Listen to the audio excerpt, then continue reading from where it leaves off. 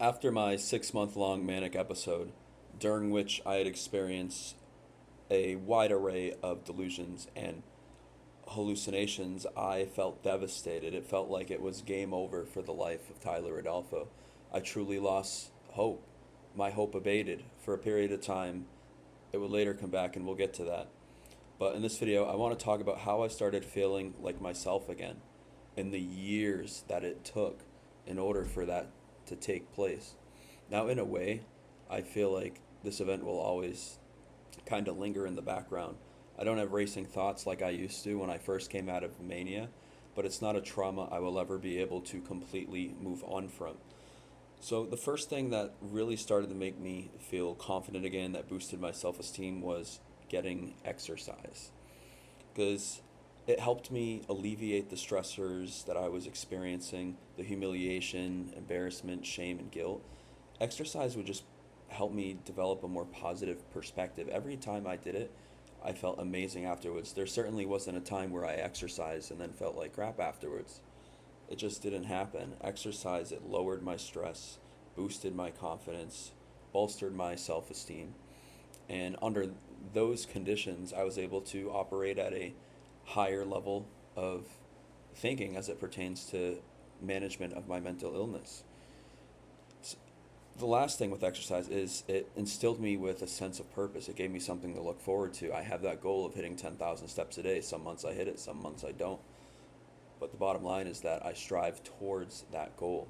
That purpose that I derive from that goal really keeps me going. It keeps my fire lit and allows me to keep carrying that torch forward.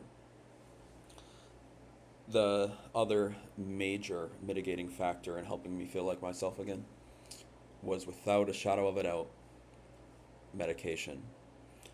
I've taken a wide array of medications. I can't possibly enumerate them out for you because there have just been so many, and I've forgotten which ones I've been on, to be honest. I don't remember all of them anyhow. I could say a few of them, but I digress. The point I want to make here, the point that I want to draw your attention to, is how medication truly shifted my circumstances. It leveled out the playing field. It put me at a peak sense of self. I felt grounded again. And under stability, it helped me become stable. It withdrew me from the insanity that plagued my mind, the mental demons that I was experiencing. And they didn't abate overnight, they didn't disappear overnight. No benefit I got from medication happened overnight. But some of them worked pretty quickly, I will say that. When I first came out of mania, I was put on an antipsychotic, and that antipsychotic kicked in like that. I started experiencing shame, guilt, and doubt as a result of not the medication, but coming to the realization that everything that had happened was not grounded in reality. So, fast forward, I'm depressed for multiple years. Eventually, I find the medication cocktail that works for me. And a really pivotal drug in that was Wellbutrin in my case.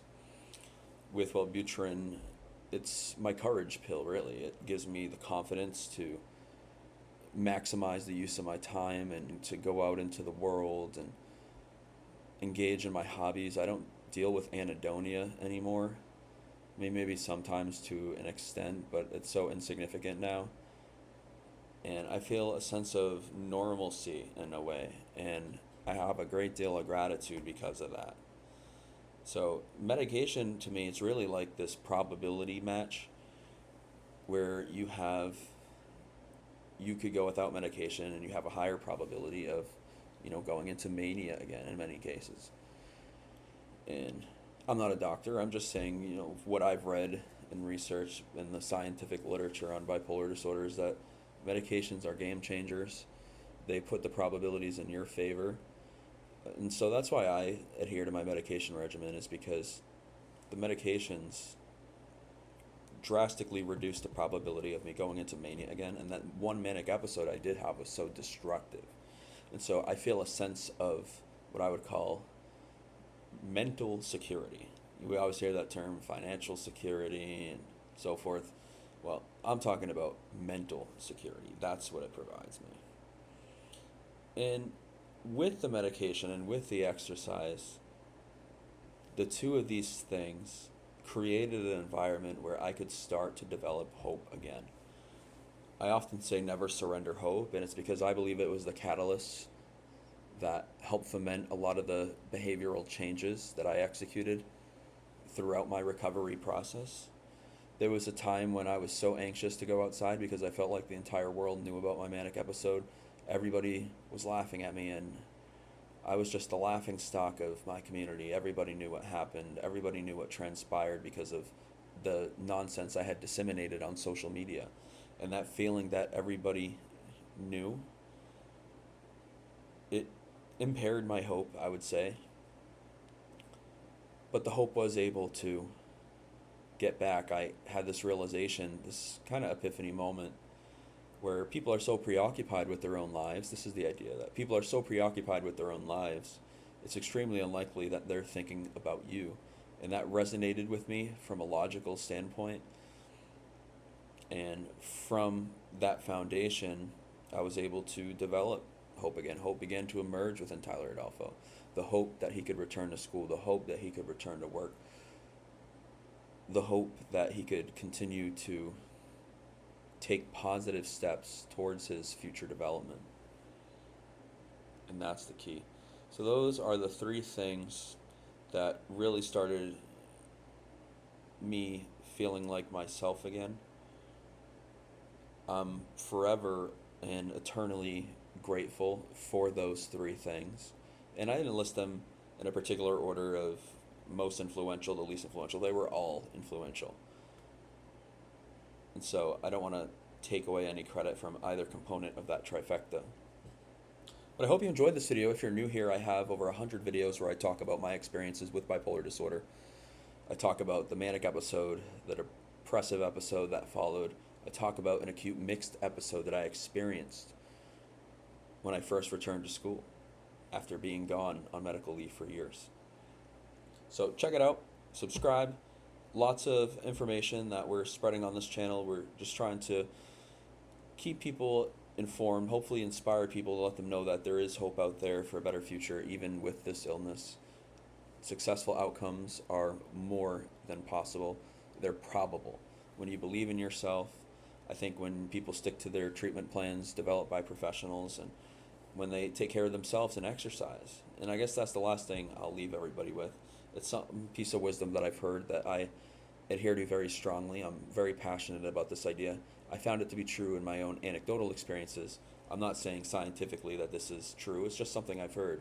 And that is this piece of wisdom. If the effects of exercise could be prescribed in a bottle, it would be the most effective antidepressant in the world. Hey, exercise doesn't cost us anything. It's something that we can do for free any time of the day that we have available to us. There's always room. I mean, people spend an average of 4 to 5 hours per day on their phones. Think about all the time you could use then to put and allocate towards other hobbies, including exercise, which has so much mental and physical health benefits. So that's all I got for this. Subscribe if you're new.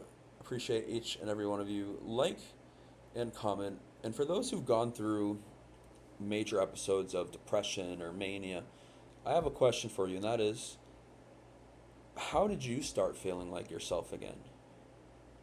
How long did it take for you to start feeling like yourself again? And is there any action in particular that you believe most contributed to that emergence of the feeling like yourself again? I think we could have a very interesting discussion here. With that being said, love, light, and tranquility to all.